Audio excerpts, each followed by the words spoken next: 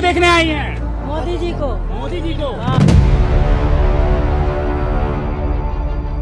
जिस बिहार में गरीब व्यक्ति 400 रुपया के पेंशन पर अपना जीवन बिता रहा है, वहां पर बिहार सरकार का मंत्री सैकड़ों करोड़ रुपए की प्रॉपर्टी खरीद रहा है। नमस्कार, मैं सिद्धार्थ शुक्ल। कभी सोचा है जब आपका बच्चा बड़ा होकर पूछेगा, बाबू जब बिहार में फिर विधानसभा चुनाव हुआ था तब आपने किसको वोट दिया था और क्यों?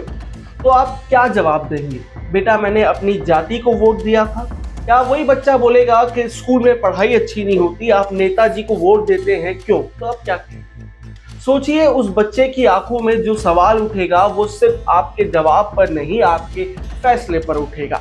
जाति ये वो शब्द है जो हमें जोड़ने की जगह हमें टुकड़ों में बांट देता है। कभी यादव, कभी ब्राह्मण, कभी कुर्मी, कभी पासवान। हर चुनाव में बिहार को किसी ना किसी जाति के ठप्पे में बेच दिया जाता है और हम वोट डालने जाते हैं, लेकिन वोट नहीं डालते बल्कि अपनी नियति तय कराते हैं।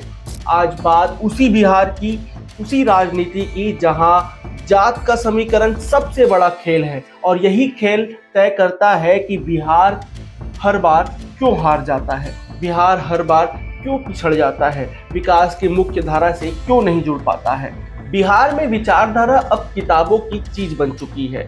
यहाँ वोट की थाली में जात की मुख्य व्यंजन है।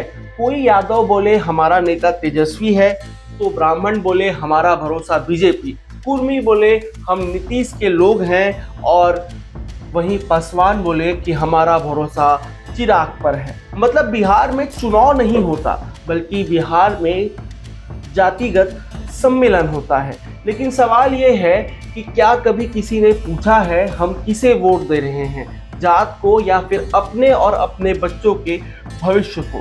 देख भाई, हमनी वोट से बन रहे सरकार है, लेकिन सरकार बनला के बाद हमनी के हालत में का बदलेला? ना रोजगार, ना शिक्षा, ना अस्पताल। बस रैली में लाउड स्पीकर गूंजेला और नेता मंच से बोल के चल जाला, भैया सब ठीक हो जाई। बिहार की जातिगत राजनीति को समझते हैं। बिहार का हर चुनाव एक जाति समीकरण का खेल होता है। 14% यादव, 17% मुस्लिम, 15% स्वर्ण और 7% लव कुश और 13% वैश्य। हर पार्टी अपना टारगेट ग्रुप सेट करती है। आरजेडी बोलती है कि हमारा मुस्लिम और यादव समीकरण से जीत पक्की हो जाएगी। बीजेपी बोलती है हमारा स्वर्ण और वैश्य के साथ जीत पक्के, हमारा लव कुश वाला साथ है, और एलजेपी बोलता है कि हमारा पासवान वोट बैंक ही है। लेकिन इस जोड़ घटाव में कभी किसी ने इंसान को नहीं जोड़ा। हर चुनाव में जाति बनती है चाबी और जनता बनती है ताला।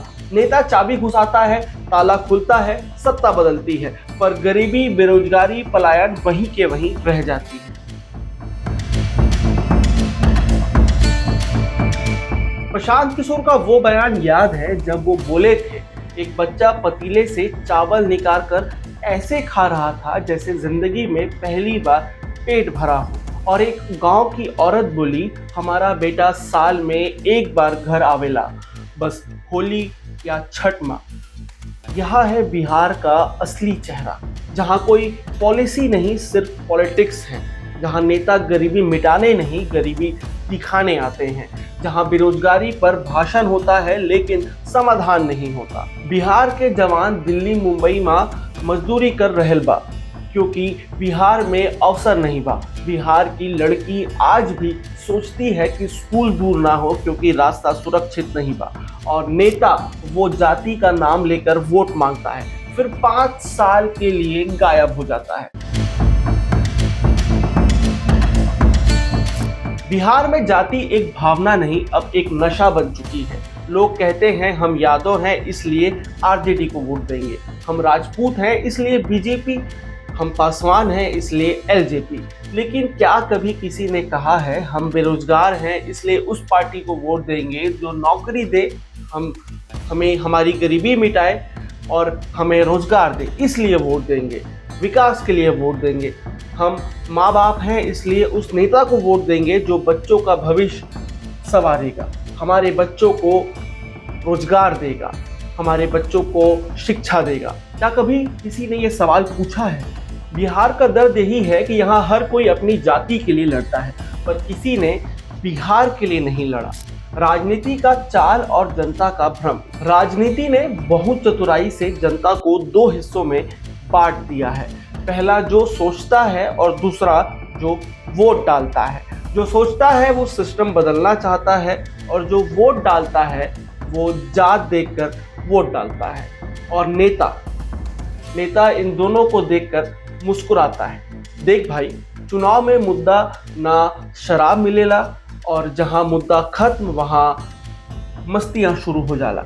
रैली में पैसा, नाच गाना सब चलता है, बस जनता के दर्द को नहीं देखा जाता है। ये सब तमाशा है। असली खेल तो तब शुरू होता है जब नेता चुनाव जीत जाता है। उसके बाद वो तमाम चीज़ें करता है जो उसने ना कभी बोली थी ना कभी कही थी, लेकिन जनता चुपचाप तमाशा देखती है, क्योंकि वोट एक बार 5 साल के लिए डल गया, मतलब 5 साल के लिए वो नेता राजा है। अब मंच पर नया नाम है जनसुराज। लोग कह रहे हैं कि बदलाव की नई लहर है।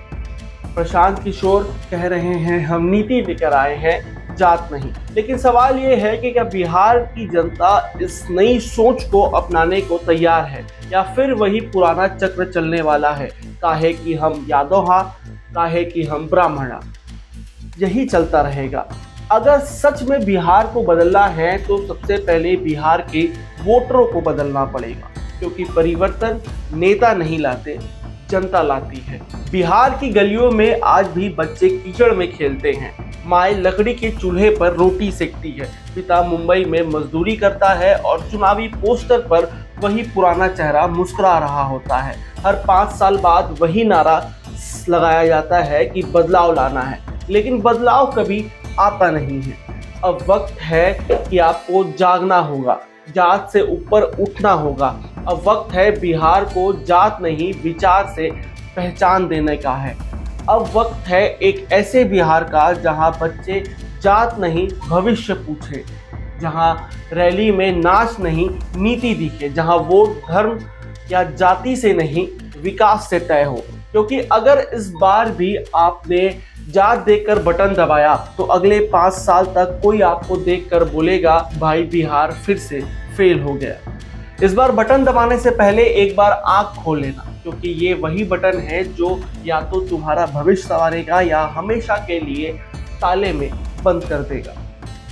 तो अब मैं इस खबर को यहीं विराम देता हूँ। नमस्कार, मैं सिद्धार्थ शुक्ला, व्यम भारत। लेकिन जाते जाते एक चीज़ ज़रूर कहना चाहूँगा कि इस बार बटन दबाने से पहले अपने बच्चों के भविष्य के बारे में, अपने बारे में और बिहार के बारे में ज़रूर सोचना। इस बार जाति को अपनी विचारधारा पर हावी होने मत देना, या फिर जो आपकी विचारधारा है वो विकास के आधार पर तय होनी चाहिए, ना कि जाति के आधार पर। और जो मैंने बीच बीच में बिहारी बोलने की कोशिश की है, अगर उसमें मैंने कुछ गलत शब्द बोले होंगे या मैंने ठीक से बिहारी नहीं बोली होगी तो मुझे माफ़ करना। ये मेरा पहला प्रयास था। तब तक के लिए नमस्कार। मैं सिद्धार्थ शुक्ला, व्यम भारत।